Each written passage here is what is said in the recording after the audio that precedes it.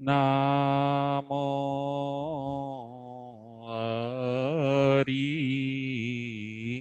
હંતાણમ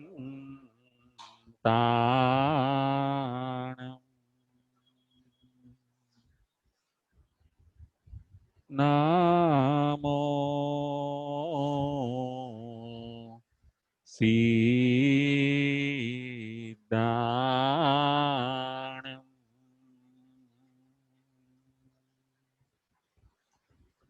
નામો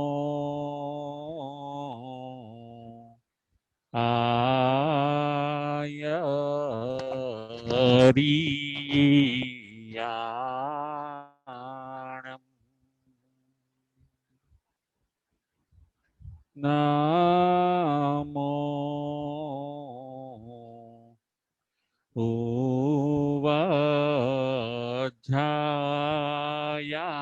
ઉવાજાયાણમ નામો લોયે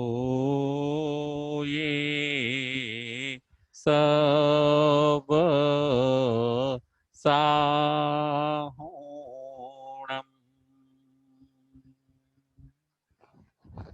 એસો પંચ નમોકારો સવ પાવપણાસણો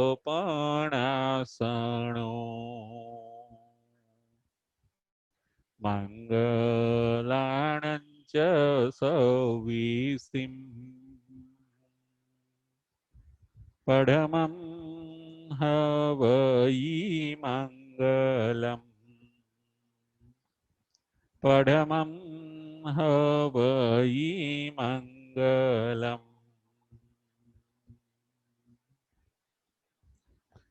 સિદ્ધાણમ નમો કિચ્ચા સંજયાણમ ચ ભાવૌ સંતિ સંતિ કરેલુયે પત્તો ગઈ મણુત્તરમ પત્તો ગઈ મણુત્તરમ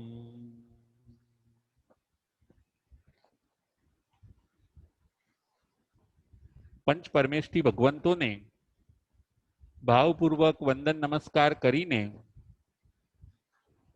ધર્મપ્રેમી શ્રાવક શ્રાવિકાઓ ઉત્તરાધ્યન સૂત્ર પરમાત્માની અંતિમ દિશના અધ્યાન નંબર 19 પ્રવચન નંબર 40 મૃગાપુત્રનો અધિકાર. આજના આપણા પ્રવચનનો વિષય છે સંયમ જીવનની દુષ્કરતા. સંયમ જીવનની દુષ્કરતા. આજના આપણા પ્રવચનનો વિષય છે સંયમ જીવનની દુષ્કરતા. મૃગાપુત્રનો અધિકાર. બલભદ્ર નામે રાજા, મૃગા નામે રાણી અને એમનો પુત્ર મૃગા કુમાર. એમનું નામ છે મૃગાપુત્ર. મૃગાપુત્રને જાતિ સ્મરણ જ્ઞાન થયું. માતા પિતાને કહે છે, હે માતા પિતા, સુયાણી મેં પંચ મહાવ્રયાણી. મેં 5 મહાવ્રતો સાંભળ્યા છે, જીવનમાં પાળ્યા છે. મારા ભૂતકાળમાં ના જન્મોમાં મેં 5 મહાવ્રતો પાળ્યા છે, સાંભળ્યા છે. આ ભાવમાં પણ મારે 5 મહાવ્રતોને અંગીકાર કરવા છે. અણુજાણ તમારી આજ્ઞા મળવા પર પવઈસામી હું પ્રવ્રજિત થવા માટે ઈચ્છા રાખું છું. મૃગાપુત્ર પોતાના માતા પિતા પાસે આજ્ઞા માગે છે. તુભ્યેહિમ અણુમન્યો, જો તમારી આજ્ઞા મને પ્રાપ્ત થાય તો મારે મુનિ જીવન લેવું છે. મારે આ સંસારમાં રહેવું નથી. મારે હવે કર્મબંધ કરવો નથી. મારે હવે આશ્રવને અટકાવવો છે. સંસાર અસાર છે. મૃગાપુત્ર પોતે પોતાના વૈરાગ્યની પ્રતીતિ કરાવે છે. મૃગાપુત્ર સમજાવે છે માતા પિતાને કે કામ ભોગ બધા કિંપાક ફળ જેવા છે. શરીરની અંદર તો અશાશ્વત આવાસ છે. પાથેય લઈને આપણે પરલોકમાં જવાનું છે. જે પાથેય લીધા વગર જાય છે પરલોકની અંદર એ પોતે પસ્તાય છે. ધર્મ એ પાથેય છે. પાથેય એટલે ભાતું. હે માતા પિતા, જ્યારે બળતું ઘર હોય ત્યારે એ બળતા ઘરમાંથી માલિક પોતે સારભૂત વસ્તુઓને બહાર કાઢી લે છે. અસાર વસ્તુઓને છોડી દે છે. એમ હે માતા પિતા, આખો લોક જન્મ, જરા, વૃદ્ધાવસ્થા અને મૃત્યુથી બળી રહ્યો છે. દરેક જણ ચિંતામાં શેકાય છે. દરેક જણ ટેન્શનમાં તણાય છે. કોઈને સુખ હોય એવું નથી. સુખ સંસારમાં નથી. હે માતા પિતા, સુખ મોક્ષમાં છે. મારે મોક્ષની પ્રાપ્તિ કરવી છે. અહો દુઃખો હું સંસારો. મૃગાપુત્ર માતા પિતા પાસે રજા માગે છે. તુબ્બેહિમ અણુમન્યો પવઈસામી અમ્મો. હે માતા પિતા, તમારી રજા મળે તો મારે તાત્કાલિક જ મેં ભૂતકાળની અંદર જે મહાવ્રતો પાળ્યા છે એ જ મહાવ્રતોને મારે કન્ટિન્યુઅસ કરવા છે. એનું સાતત્ય મારે હવે આગળ વધારવું છે. જુઓ મૃગાપુત્ર, કેવો સુંદર વૈરાગ્ય, કેવી આત્માની રુચિ. સંસારની અસારતા એમને સમજાઈ ગઈ. સંસાર અસાર છે, સંસાર નિસાર છે, સંસાર એ દુઃખ આપનાર છે.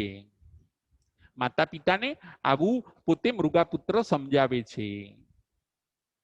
માતા પિતા પણ પુત્ર મોહની અંદર પુત્રને સમજાવે છે કે હે પુત્ર, સંયમ જીવન ઘણું દુષ્કર છે. તમે એવું ન માનતા કે સંયમ જીવન સહેલું છે. માતા પિતાને મોહ હોય પોતાના સંતાન પ્રત્યે, પોતાના બાળક પ્રત્યે. એટલે માતા પિતા પણ મૃગાપુત્રને સમજાવે છે કે સંયમ જીવન દુષ્કર છે. આજના આપણા પ્રવચનનો વિષય છે સંયમ જીવનની દુષ્કરતા. સંયમ જીવન એ સહેલું નથી. મુનિ જીવન અઘરું છે. મુનિ જીવન કપરું છે. મુનિ જીવનમાં કષ્ટો ઘણા છે. તમ બિનત અમ્મા પિયરો. માતા પિતા પણ કહે છે તમ બિનત અમ્મા પિયરો સામન્નમ પુત્ર દુચ્ચરમ. હે પુત્ર, શ્રમણપણું એ દુષ્કર છે. પાળવું બહુ કઠિન છે. ગુણાનમ તું સહસાઈમ ધારે યવ્વાઈમ. ગુણાનમ તું સહસાઈમ ધારે યવ્વાઈમ ભિક્ષુણો. ભિક્ષુએ 1000 ગુણ ધારણ કરવાના હોય છે શ્રમણપણાની અંદર. હે પુત્ર, ભિક્ષુએ 1000 થી પણ વધારે ગુણો સંયમ જીવનની અંદર ધારણ કરવાના હોય છે. સામન્નમ પુત્ર દુચ્ચરમ. સંયમ જીવનની અંદર ચાલવું હે પુત્ર બહુ દુષ્કર છે. 1000 થી પણ વધારે ગુણો ધારણ કરવાના હોય. ગુણ, નિયમ, વ્રત, ઉપનિયમ આ બધું સંયમ જીવનની અંદર ધારણ કરવાનું હોય છે. નિયમ વગરનું જીવન નથી. અમુક જ વાપરવું, અમુક ન વાપરવું, અમુક કલ્પે, અમુક ન કલ્પે, અમુકની અંદર જ આગળ વધવું, અમુકમાં આગળ ન વધવું. રાત્રે જમવાનું નહીં, દિવસે જ જમવાનું, ખુલ્લા પગે ચાલવાનું, સફેદ વસ્ત્ર પહેરવાના, પરિગ્રહ રાખવાનો નહીં, અસત્ય બોલવાનું નહીં. આવા 1000 ગુણો હે પુત્ર તમારે ધારણ કરવા પડે, ત્યારે તમે ભિક્ષુ બની શકો છો.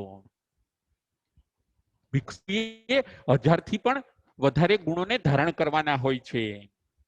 સામાન્યમ પુત્ર દુચ્ચરમ, શ્રમણપણું ઘણું દુષ્કર છે. સમયા સવ ભૂયેસુ સત્તુ મિત્તેસુ વા જગે. વળી હે પુત્ર, શત્રુ અને મિત્ર બધા પ્રત્યે સંભાવ રાખવો પણ દુષ્કર છે.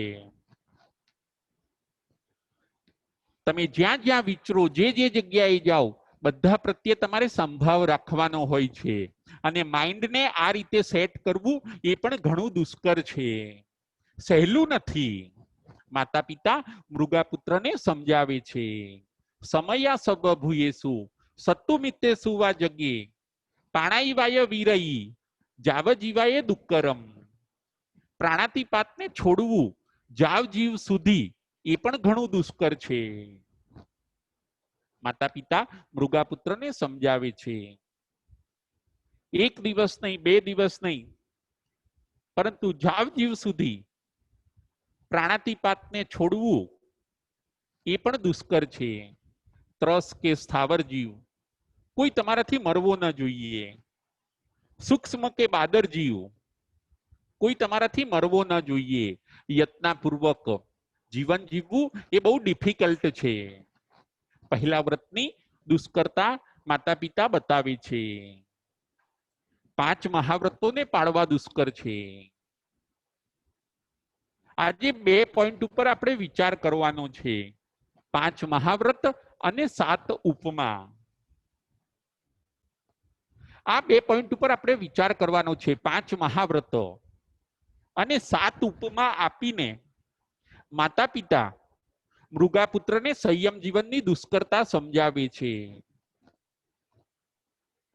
5 મહાવ્રતમાં પહેલું મહાવ્રત બતાવ્યું અહિંસા, બીજું મહાવ્રત છે સત્ય, ત્રીજું મહાવ્રત છે અચૌર્ય, ચોથું મહાવ્રત છે બ્રહ્મચર્ય અને 5મું મહાવ્રત છે અપરિગ્રહ. હે પુત્ર, 5 મહાવ્રતોને પાળવા એ દુષ્કર છે. જેમ કોઈક માણસ લોખંડનો ભાર લઈને ચાલે, એને ખૂબ વજન લાગે, એને વેઇટ લાગશે. લોખંડ એટલે આયન, એ લઈને ચાલે પોતે તો એને ખૂબ ભાર લાગે છે, વજન લાગે છે. એમ આ 5 મહાવ્રતોને લઈને ફરવું એટલે એક વજન લઈને ચાલવા જેવું છે. એક લોખંડના ભારને લઈને ખુલ્લા પગે જમીન ઉપર ચાલવા જેવું છે, સહેલું નથી. મહાવ્રતો ભારે છે, મહાવ્રતોનો ભાર હોય છે. મહાવ્રતોને ધારણ કરવા, એને પાળવા એ ઘણું અઘરું છે. પહેલું મહાવ્રત છે અહિંસા. કોઈ જીવ આપણાથી મરવો ના જોઈએ, નોન વાયોલેન્સ. આ 5ને આપણા ત્યાં સિદ્ધાંત પણ કહેવામાં આવે છે. 5 મહાવ્રત. મુનિ જીવનમાં આ 5 મહાવ્રતો ધારણ કરવાના હોય છે. મુનિ જીવનની આ ભીષ્મ પ્રતિજ્ઞાઓ છે. આ 5 મહાવ્રતોનું 9 કોટીએ મુનિ જીવનની અંદર પાલન કરવાનું હોય છે. માતા પિતા આ બધું મૃગાપુત્રને સમજાવે છે. પહેલું વ્રત છે અહિંસા. અહિંસા પાડવી બહુ ડિફિકલ્ટ છે. જૈનાપૂર્વક રહેવાનું છે. શરીર માટે, પોતાના માટે પણ હિંસા કરવાની નથી મુનિએ. બીજું મહાવ્રત છે સત્ય. વિચારપૂર્વક હિતકારી સત્ય બોલવું પણ ડિફિકલ્ટ છે. મુનિ જીવનમાં વિચારપૂર્વક બોલવાનું હોય છે. મુનિ જીવનમાં હિતકારી સાવધાની પૂર્વક બોલવાનું હોય છે અને આ બધામાં ઉપયોગ રાખવો ખરેખર અઘરો છે. માતા પિતા મૃગાપુત્રને આવું સમજાવે છે. અસત્ય બોલવાનું નથી, મિશ્ર બોલવાનું નથી, સહસા એકદમ જુઠ્ઠું બોલી જવાનું અને પછી માફી માંગવાની એવા ગોટાળા પણ કરવાના નથી. સાવધાની પૂર્વક સર્વનું હિત થાય એવું પરિમિત શબ્દમાં બોલવું બહુ ડિફિકલ્ટ છે. સત્યવ્રત પાળવું દુષ્કર છે. ત્રીજું મહાવ્રત અસ્તેય, એટલે કે લાઈફ ટાઈમ માટે જાવ જીવ સુધી ચોરીનો ત્યાગ કરવો પણ ડિફિકલ્ટ છે. મુનિ જીવનમાં ધ્યાન રાખવું પડે છે. એક સળી લેવી હોય તો પણ કોઈની આજ્ઞા મળે તો એ સળી લઈ શકાય છે. કોઈની આજ્ઞા વગર એક સળી પણ લઈ શકાતી નથી. જો કોઈની આજ્ઞા વગર કોઈક વસ્તુ લો તમે તો તમને ચોરીનો દોષ લાગે છે. મુનિ જીવનમાં દરેક વસ્તુની તમારે યાચના કરવી પડે છે અને આ બધો ઉપયોગ રાખવો મુનિ જીવનની અંદર બહુ ડિફિકલ્ટ છે. ત્રીજું મહાવ્રત છે અસ્તેય. ચોથું મહાવ્રત છે બ્રહ્મચર્ય. હે પુત્ર, તમે મોજ શોખમાં ઉછર્યા છો, તમે ભોગ વિલાસની અંદર ઉછેર્યા છો. તમારો ઉછેર એ ખૂબ વિલાસમાં થયેલો છે. તમારે બ્રહ્મચર્ય પાળવું એ પણ ડિફિકલ્ટ છે. વળી યુવાવસ્થામાં ચોથું વ્રત પાળવું એ અઘરું છે, સહેલું નથી. માતા પિતા મૃગાપુત્રને આવું સમજાવે છે. વળી પાંચમું મહાવ્રત છે અપરિગ્રહ. અપરિગ્રહ એટલે મુનિ જીવનમાં કોઈ વસ્તુ બહુ પાસે રાખી શકાતી નથી. મુનિ અમુક મર્યાદિત વસ્તુઓ જ પોતાની પાસે રાખી શકે છે. એના ઉપર પણ આસક્તિ રાખવાની નથી. હે પુત્ર, તમને કેવી રીતે ફાવશે મુનિ જીવનમાં? અહીંયા તો નોકરો ચાકરો વચ્ચે તમારો ઉછેર થયો છે. ધન ધાન્ય નોકર ચાકર, એકને બોલાવો ત્યારે બે હાજર થઈ જાય એવી રીતે તમારો અહીંયા ઉછેર થયો છે. ત્યાં તમે પરિગ્રહ વગર કેવી રીતે જીવી શકશો? માતા પિતા મૃગાપુત્રને આવું સમજાવે છે. બિલકુલ પરિગ્રહ રાખવાનો નથી, બધું કામ જાતે કરવાનું જ હોય છે.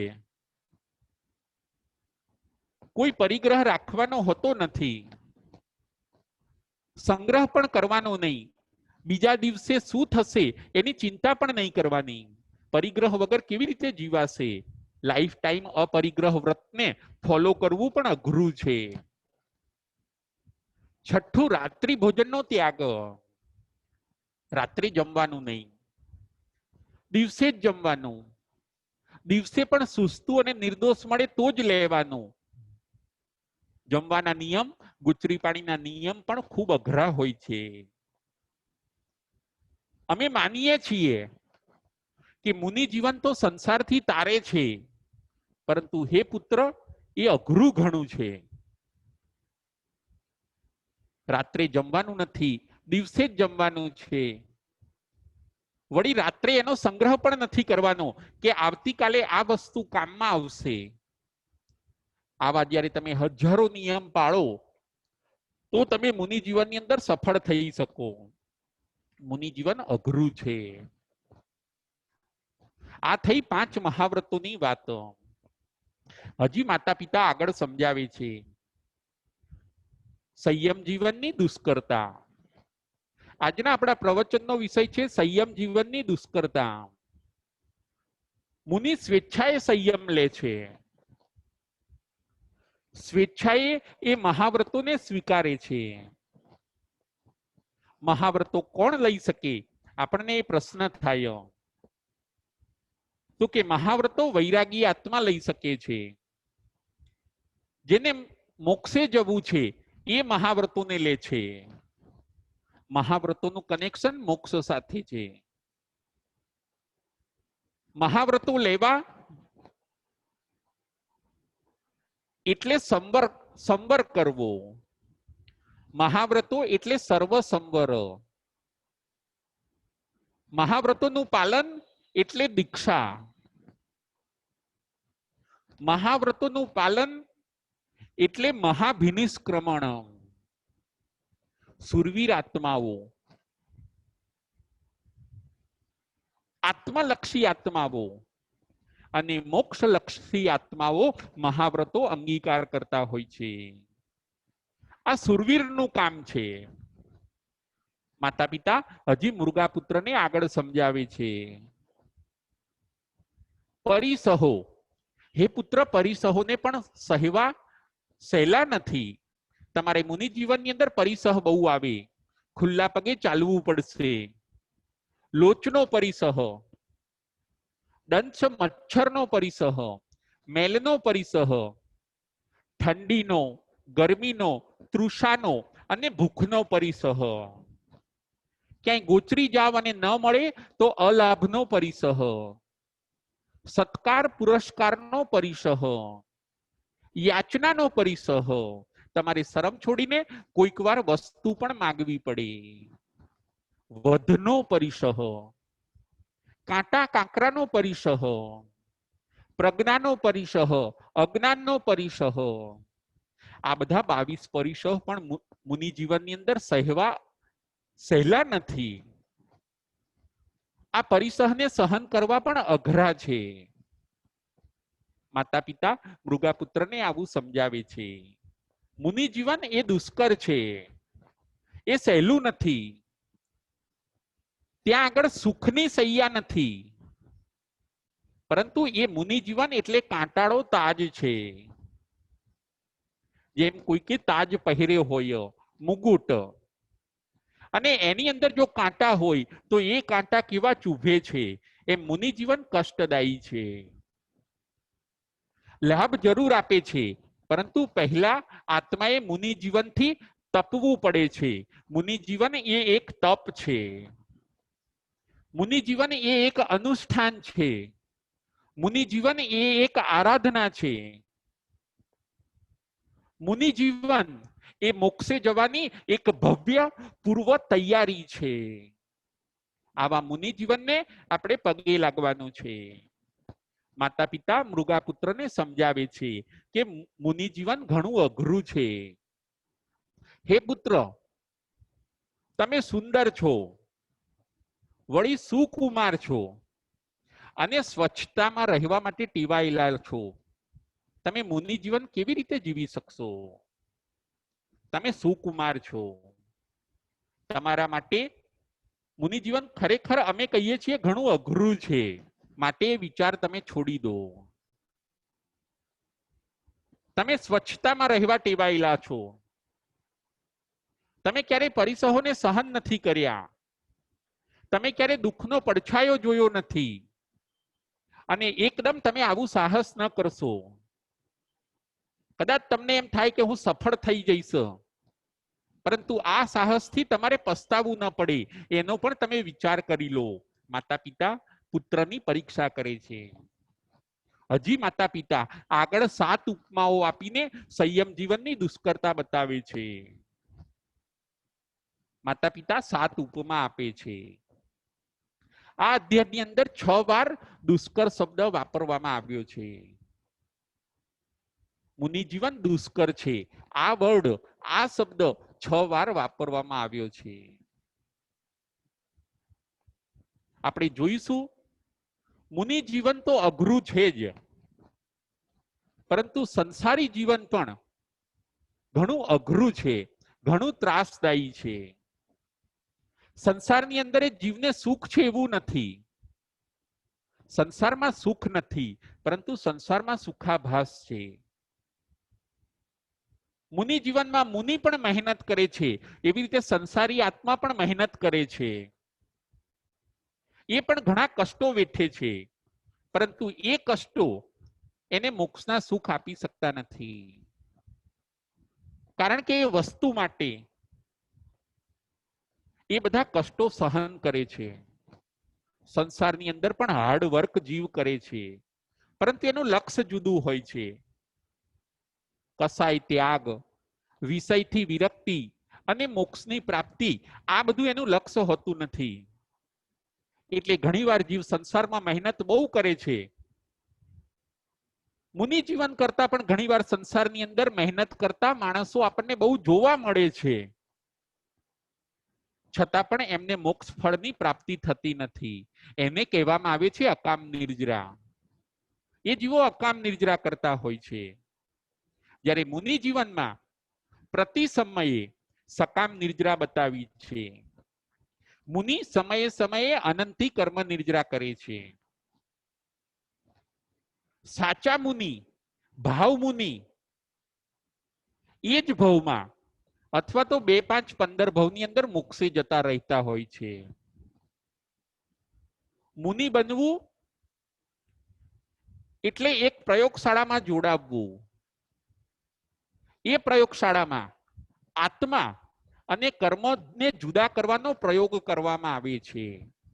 એને કહેવામાં આવે છે મુનિ જીવન.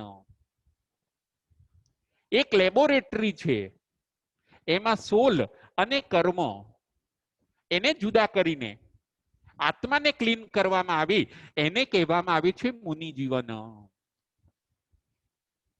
દ્રવ્યથી પણ મુનિ અને ભાવથી પણ મુનિ જે બને છે, એ જ ભાવમાં 2, 5 કે 15 ભાવની અંદર મોક્ષે જતા રહે છે.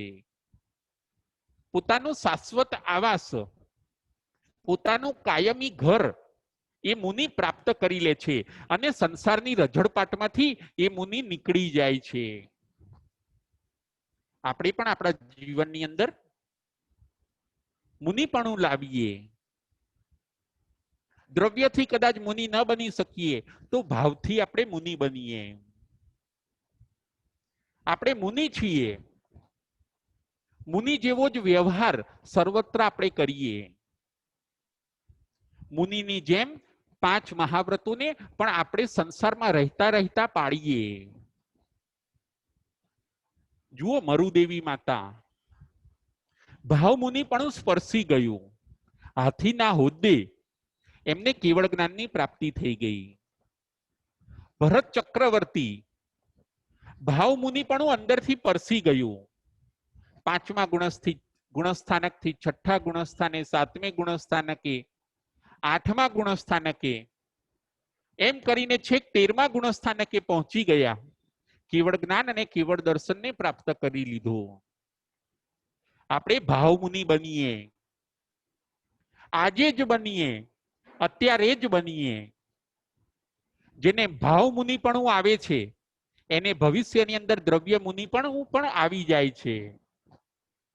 અને જ્યારે બંને મુનિપણાનો સુમેળ થાય છે ત્યારે આત્મા તરત મોક્ષે જાય છે. દ્રવ્ય મુનિપણું પણ લાવીએ અને ભાવ મુનિપણું પણ આપણે લાવીએ. આજના આપણા પ્રવચનનો વિષય છે સંયમ જીવનની દુષ્કરતા. સંયમ જીવન દુષ્કર જરૂર છે, પરંતુ એના વગર ઉદ્ધાર નથી. આજે સંયમ નહીં લો તો આવતીકાલે લેવો પડશે.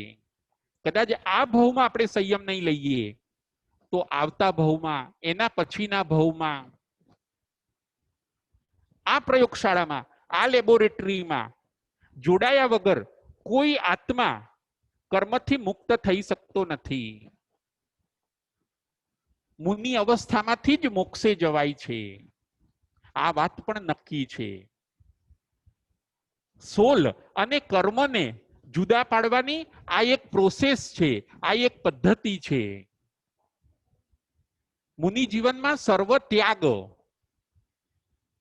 અને તપથી સત્તામાં રહેલા કર્મોની નિર્જરા, આવું કરવાથી બેલેન્સ ખાલી થાય છે અને પછી આત્મા મોક્ષે જાય છે.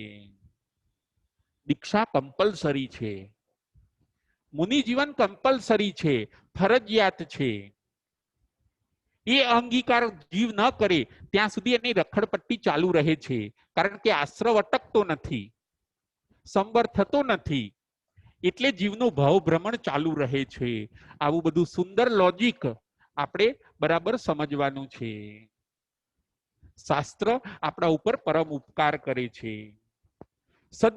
સદગુરુઓ આપણને પરમ ઉપકાર કરીને આવો સુંદર માર્ગ બતાવે છે. ભાવ મુનિપણું લાવો, સિદ્ધાંતને જીવનની અંદર એપ્લાય કરો. મારે હવે સિદ્ધાંત પૂર્વક જીવન જીવવું છે.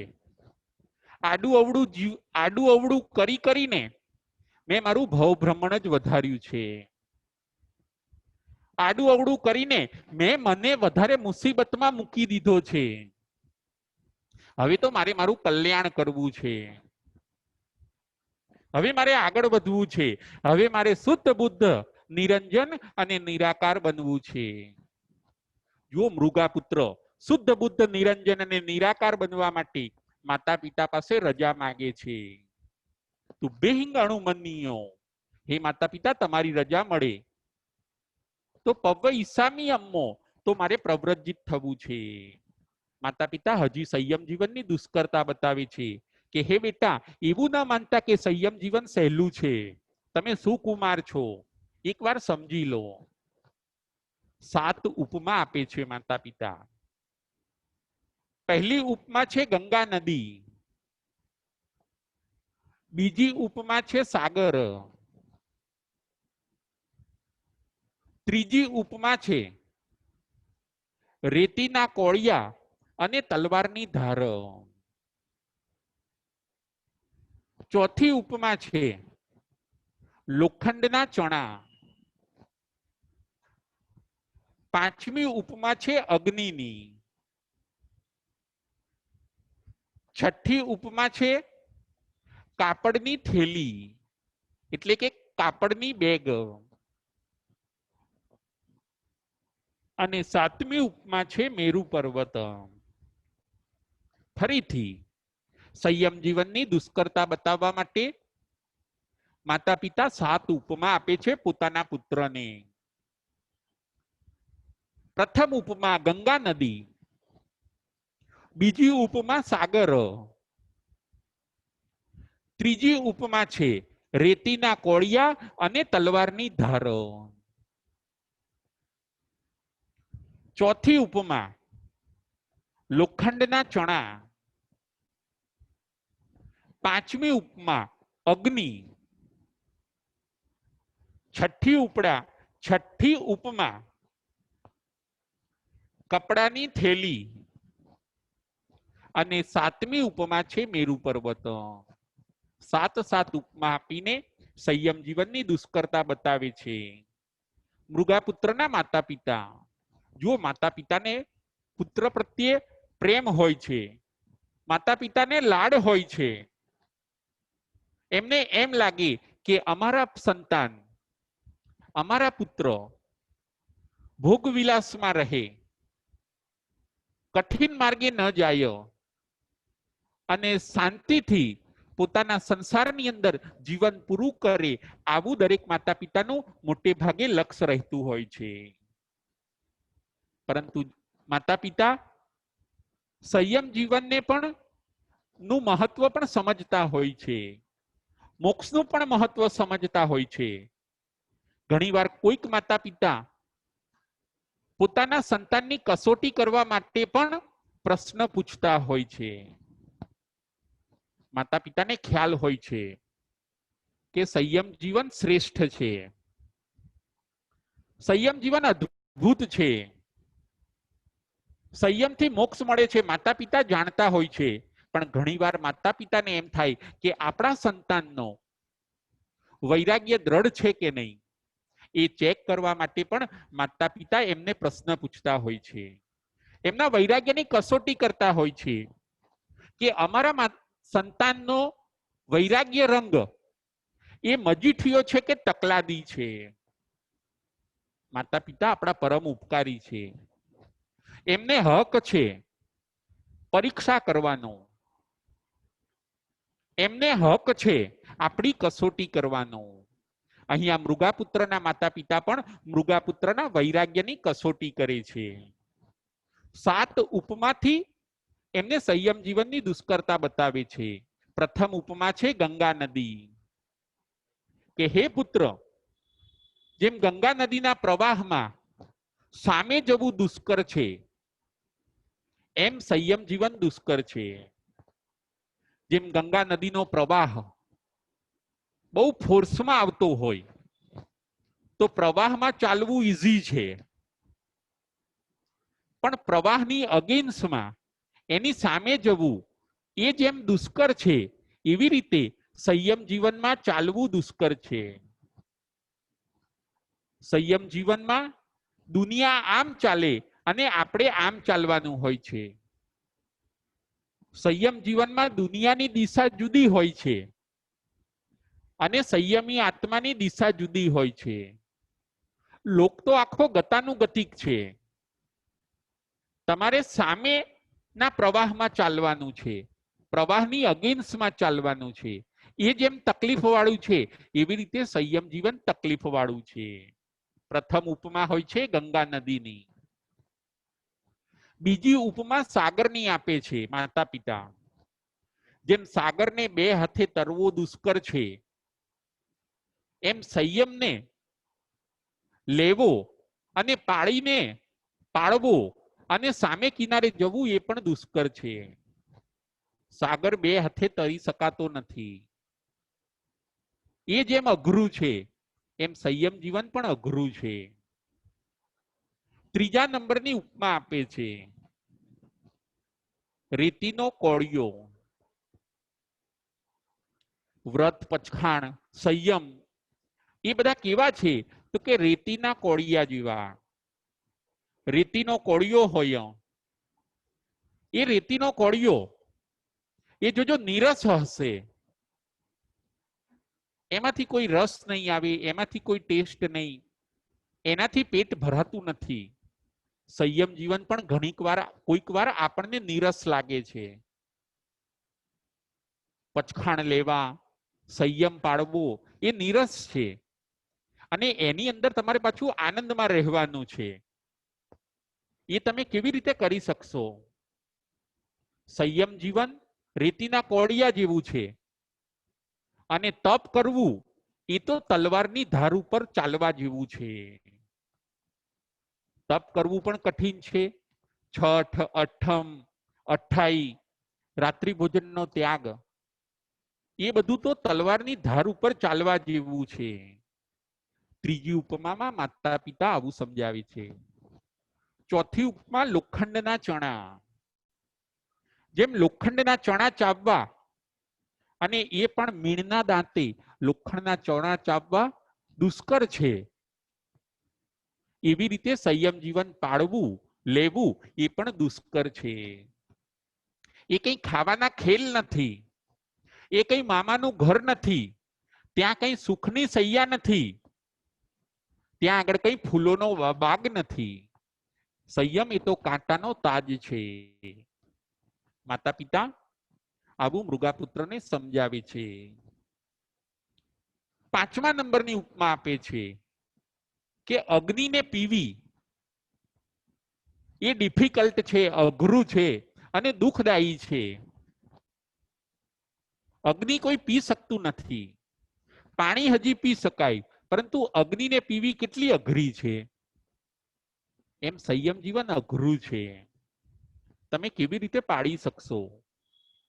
માતા પિતા અગ્નિની ઉપમા આપે છે.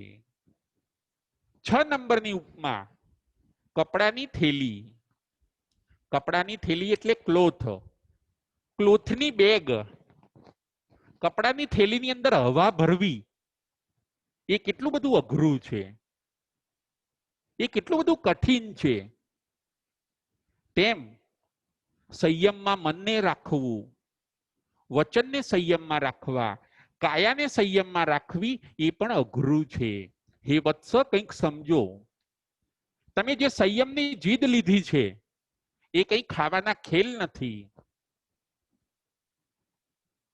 કપડાની બેગમાં જેમ હવા ભરવી અઘરી છે, કઠિન છે, હવા અંદર રહે નહીં. કપડાની બેગમાં જેવી આપણે હવા ભરવા જઈએ, હવા પાછી નીકળી જાય. એ મનને વારે વારે તમારે આત્મામાં લાવવું આ બધું અઘરું છે.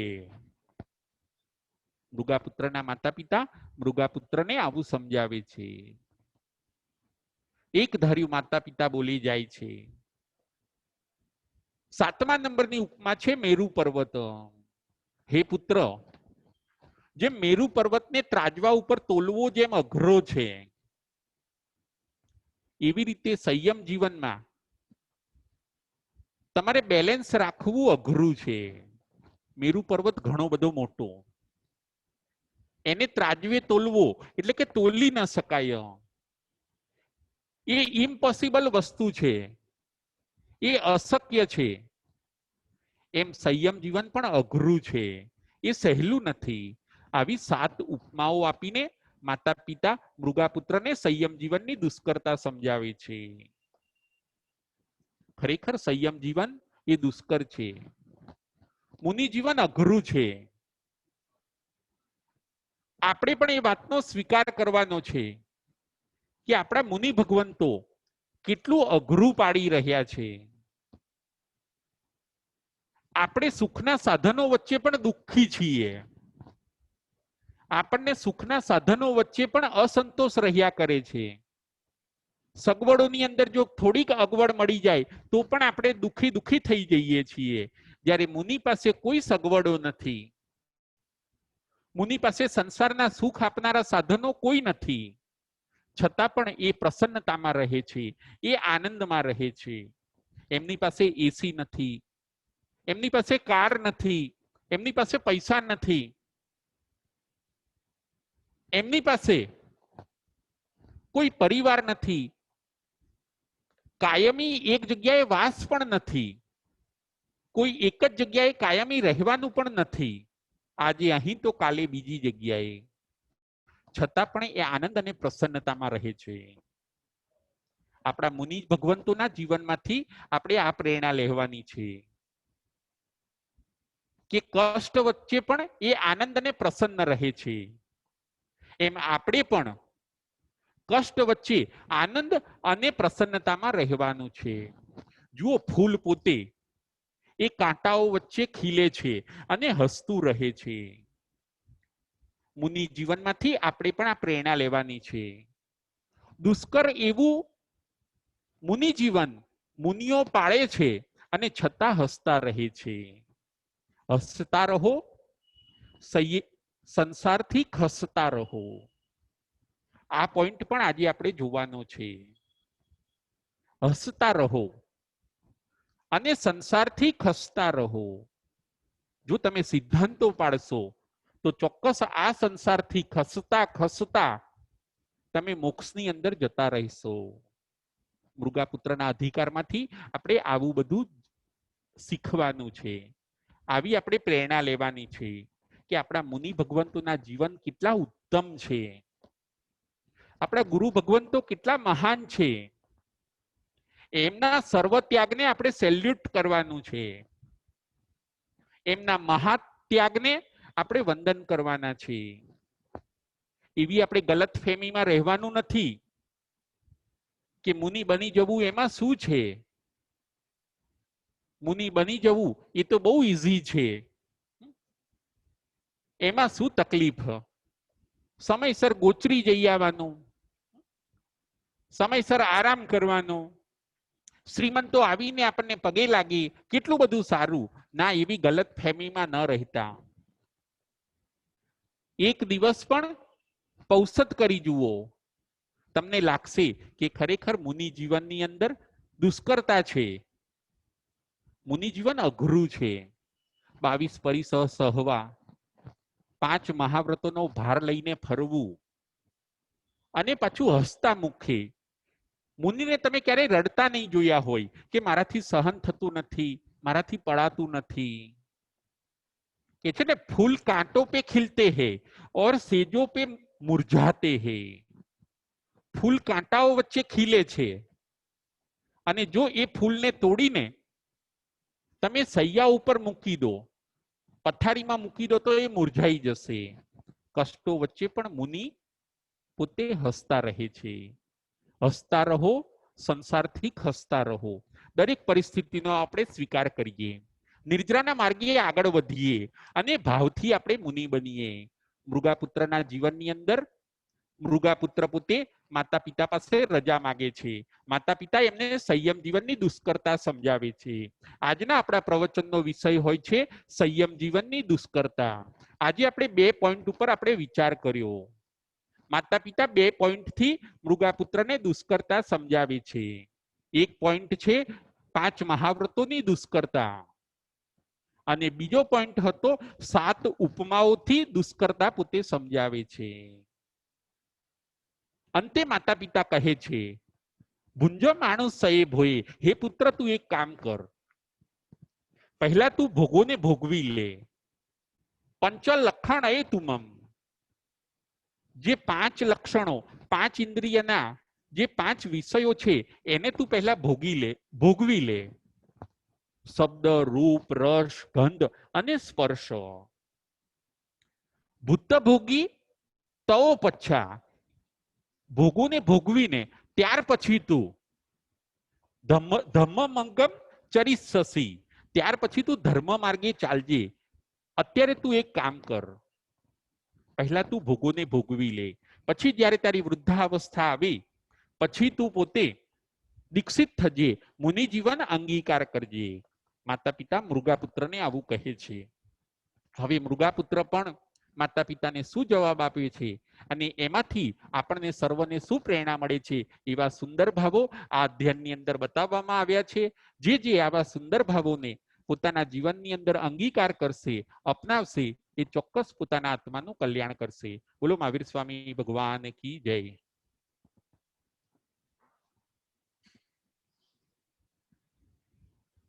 જમવાઈદમ વચ્ચામિલેમેન ખરમ ચ્વકરમ પયૈનમ વિનયનમ જોગિનમ ગોસિનમ સુથોદિનમ દુઠુપડીચિયમ અકાલી કૌ સજાઓ કાલીના કૌ સજાઓ સજ્જય સજ્જયમ સજ્જયન સજ્જયમ. એમ ભણતા ગણતા ચિંતાવતા જ્ઞાનના 14 ચાર માયલો કોઈ પણ અતિચાર મને કે તમને લાગ્યો હોય તો અરિયંતનન સિદ્ધ કેવડી ભગવાન આપની સાક્ષીએ તસ્વમિચ્છામિ દુક્કડમ. પ્રશ્નોત્તરી.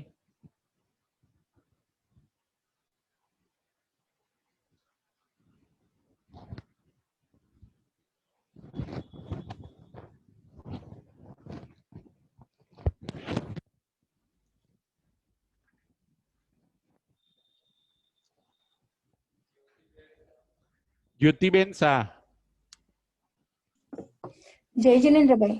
જય જિનેન્દ્ર. તમે મરુદેવની સાથે બીજા કોનું નામ કહ્યું જે મોક્ષ કયો? હા, ભરત ચક્રવર્તી. ઓ ભરત ચક્રવર્તી અને પણ ભાવમુનિ પણ આવી જાય છે અરીસા ભુવનની અંદર, અને એ પણ પોતે કેવળ જ્ઞાન પામે છે. ભરત ચક્રવર્તી એટલે ઋષભદેવ ભગવાનના પુત્ર. તમે અરીસા ભગવાનનું પહેલા કહેલું છે, કેવી રીતે કર્યું? પહેલા એકવાર કહેલું છે. જ્યારે ચક્રવર્તીની વાર્તાઓ આવતી હતી ને, ચક્રવર્તીની સ્ટોરી, ત્યારે એકવાર આપણે કીધું હતું. એમને છે ને આવી રીતે ભાવમુનિ પણ જો સંસારમાં રહેતા રહેતા આવી જાય તો જીવ કેવળ જ્ઞાન પ્રાપ્ત કરે છે. એ એંગલમાં આજે આપણે એમને પાછા ફરીથી એ દ્રષ્ટાંતને આપણે રિપીટ કર્યું. જ્યોતિબેન, બરાબર. થેન્ક યુ ભાઈ. ખ્યાલ આવ્યો? Okay okay.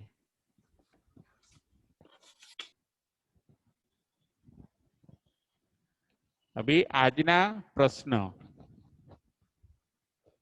કઈ 7 ઉપમાથી મુનિ જીવનની દુષ્કરતા બતાવે છે?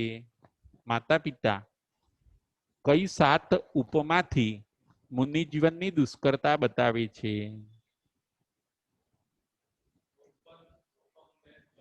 રૂપમબેન પરીખ. રૂપમબેન પરીખ.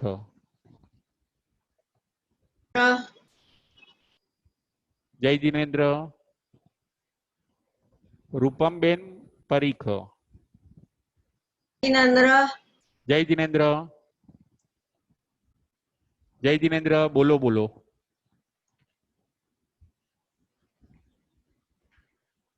રૂપમબેન પરીખ, ત્યાંથી મ્યુટ કરશો તો અહીંયા સંભળાશે. હા હા બોલો રૂપમબેન. હા, હવે સંભળાય? હા, હવે સંભળાય છે. હા, જય જીનેન્દ્ર. જય જીનેન્દ્ર, બોલો બોલો. પહેલું ગંગા નદી, હા. બીજું સાગર, હમ, ત્રીજું રેતીના કોળિયા હમ, એટલે કે તલવાર અને તલવારની ધાર, બરાબર. ચોથું લોખંડના ચણા, હમ, પાંચમું અગ્નિની, છઠ્ઠું કાપડની થેલી એટલે કે બેગ કાપડની, અને હમ. સાતમું મેરુ પર્વત. બરાબર છે, બહુ સરસ બહુ સરસ. ફરી એકવાર બોલી જાઓ રૂપમબેન, ફરી એકવાર બોલી જાઓ. હાજી.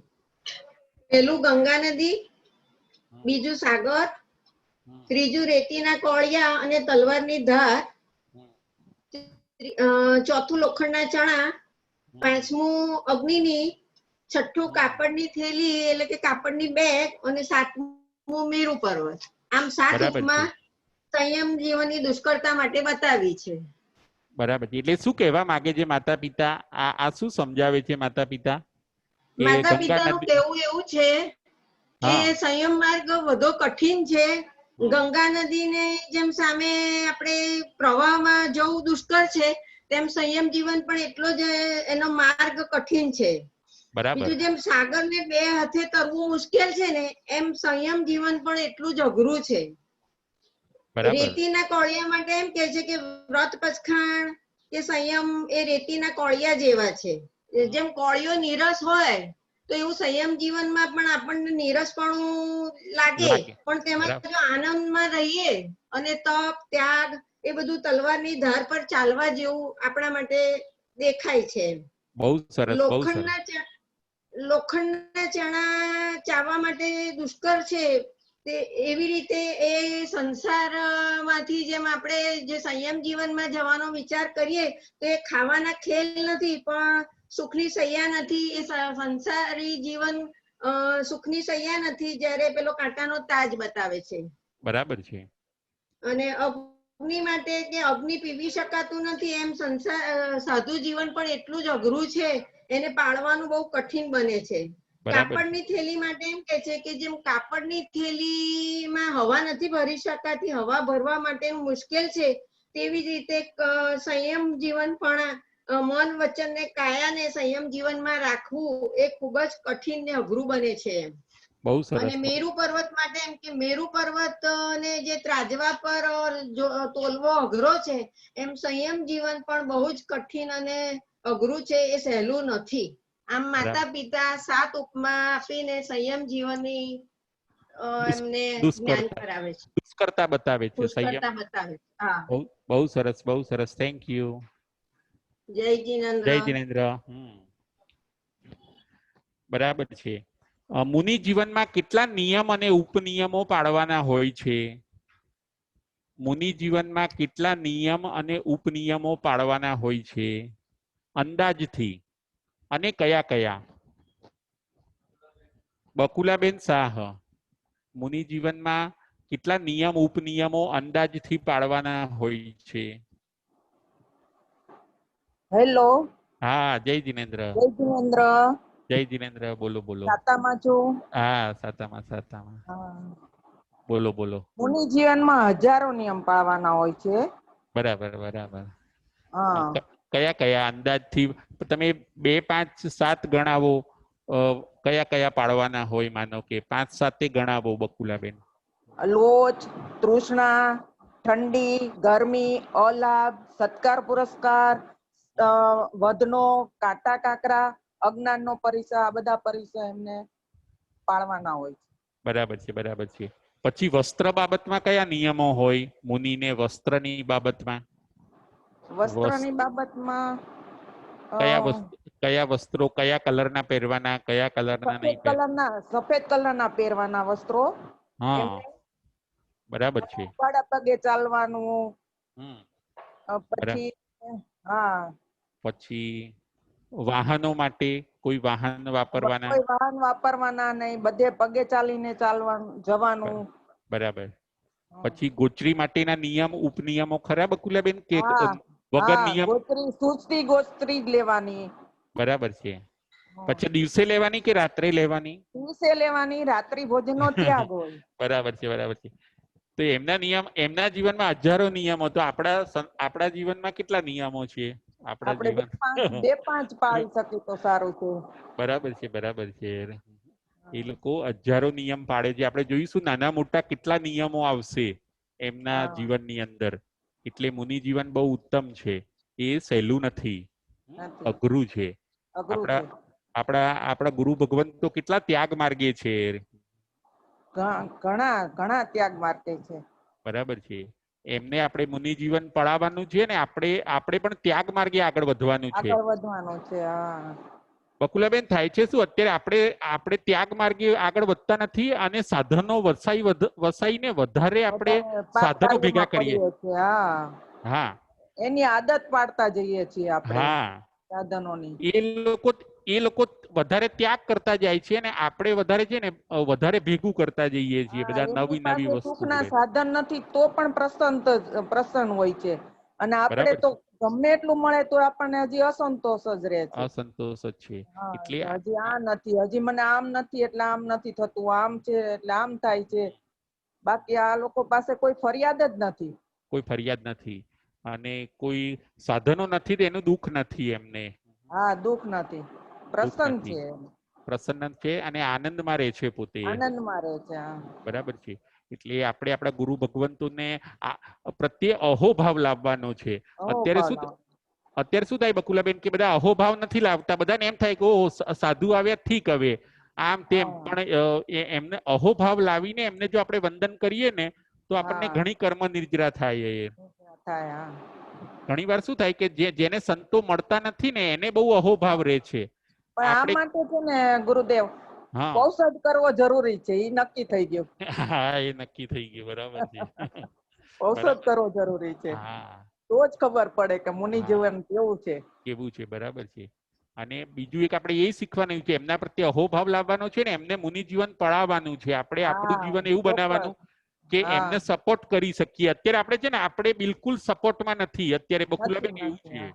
હા, સાચી આપણે વાત છે. મુનિ ભગવંતોને, આપણા ગુરુ ભગવંતોને બહુ સપોર્ટમાં નથી. આપણે આપણી લાઈફમાં બિઝી છીએ અત્યારે. હમ. એવું થયું છે.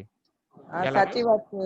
ઘણા સાધુ સંતને તો એવા અભિગ્રહ હોય કે 5 ઘરની જ ગોચરી ખપે તો આપણને ખબર હોવી જોઈએ કે ભાઈ ટાઈમ હા, થઈ ગયો છે, આપણે તૈયાર રાખવું જોઈએ એમના ટાઈમે. ભલે આપણને લાભ મળે ન મળે પણ આપણે મનથી તો લાભ લઈ જ લેવો જોઈએ. લઈ લેવો જોઈએ. રાઈટ, બરાબર છે.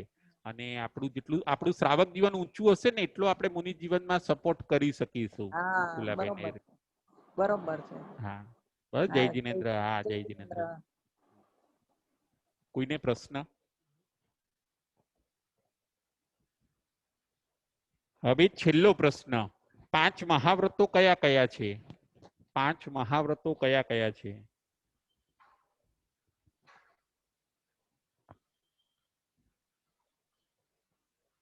પાંચ મહાવ્રતો કયા કયા છે? મીતાબેન શાહ. મીતાબેન શાહ. રાજુભાઈ, જય જિનેન્દ્ર. 5 મહાવ્રત: અહિંસા, સત્ય, અસ્તેય, બ્રહ્મચર્ય અને અપરિગ્રહ. બહુ સરસ. ફરીથી એકવાર બોલી જાઓ. ફરીથી. અહિંસા, હમ, સત્ય, હમ. અસ્તેય, બ્રહ્મચર્ય અને અપરિગ્રહ. આ 5 મહાવ્રતો બરાબર. સાધુને પાળવાના હોય છે. બહુ સરસ, બહુ સરસ. હવે છેલ્લો પ્રશ્ન. મુનિ જીવન કેમ લેવાનું? મુનિ જીવન કેમ લેવાનું? મુનિ જીવન શા માટે લેવાનું?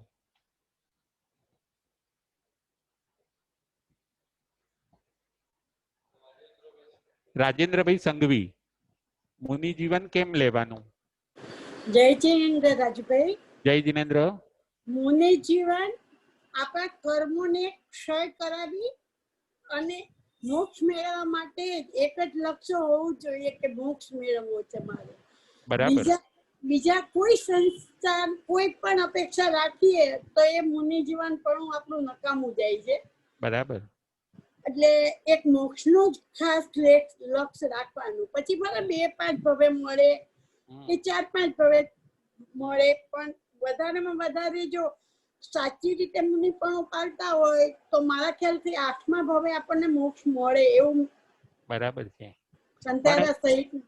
હા, પણ ઘણા એમ પ્રશ્ન કરે કે મુનિ ન બનીએ તો મોક્ષે ન જવાય. ઘણા એમ પૂછે તો જ્યોતિબેન આપણને કે ભાઈ મુનિ ન બનીએ તો મોક્ષે જવાય કે ન જવાય મુનિ બન્યા વગર? ભાવ પણ આવી ગયું હોય જો તો કદાચ દીક્ષા ન લે તો આવી જાય, પણ ભાવપણું આવવામાં બહુ દુષ્કર છે સંસારમાં રહીને. બરાબર. કારણ કે એટલું સહેલું નથી. ભાગ્યે જ કોઈ જીવા જ મરુદેવી માતા જેવા કે ભરત ચક્રવર્તી જેવા હોય કે જે ભાવપણામાં આવે અને એમને કેવળ જ્ઞાન થઈ જાય. બાકી બહુ અઘરું છે, બહુ અઘરું છે. બરાબર છે. અને મુનિ જીવન લે એટલે સંવર થયો એવું કહી શકાય જ્યોતિબેન? સંવર થયો એમને, સામાયિક થઈ. હા, જાવ જીવનો સંમત, જાવ જીવની સામાયિક, એ તો કહેવાય જ. બરાબર. એટલે એમાં શું કારણ કે થાય? દ્રવ્યથી તો એ પાળે જ છે પૂરેપૂરું. બરાબર છે. એટલે એમાં નવા કર્મ આવતા અટકે છે ને મુનિ જીવનમાં? હા, નવા કર્મ ન આવે, લગભગ ના આવે. પછી હા. કોઈ બીજું લક્ષણ આવી ગયું હોય સંસારનું તો પછી કર્મ આવી જાય, પણ બાકી નહીતર ના આવે. ધ્યેય બરાબર. સાચો હોય તો ના આવે. એટલે નવા કર્મને અટકાવવા માટે મુનિ જીવન જરૂરી છે. નવા જરૂરી કર્મ. છે. અને જૂના કર્મ તપથી ખાલી થાય છે. તપથી થાય, તપથી ખાલી થાય છે. બરાબર છે. અને આવી રીતે આત્મા ચોખ્ખો થઈ જાય છે.